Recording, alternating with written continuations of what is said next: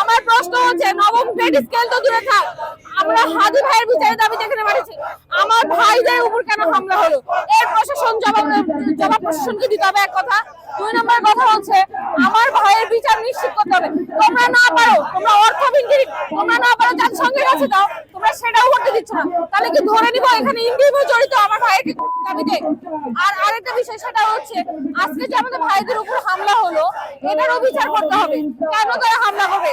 এই সরকারের ইন্ধনে আমাদের ভাইদের উপর হামলা করা হয়েছে। আপনারা দেখবেন যে ইনকিলাব কর্মসূচি ছিল, শান্তিপূর্ণ হচ্ছে যে আন্দোলন ছিল।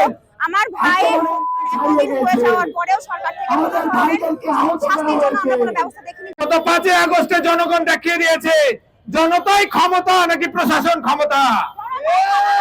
জনতাই যেহেতু ক্ষমতা, 5 তারিখে প্রমাণ হয়েছে। এটা আবার প্রমাণ করে নেওয়ার চেষ্টা করবেন না আপনারা।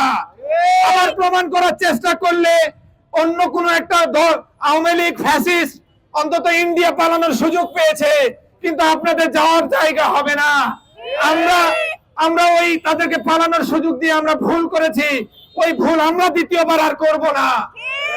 আমরা হুঁশিয়ার করে দিতে চাই, প্রশাসনের মধ্যে যে আওয়ামী দোসর, আওয়ামী দালালরা আছে, তাদেরকে খুঁজে বের করে এই মুহূর্তে বহিষ্কার করতে হবে, নালে জনতা এক একটাকে গণধলাই দিবে ইনশাআল্লাহ। আপনারা জুলাই যেভাবে অন্যায়ভাবে সাধারণ ছাত্রীরা গুলি করেছেন, তারপর আপনাদের এতটুকু লজ্জা নেই?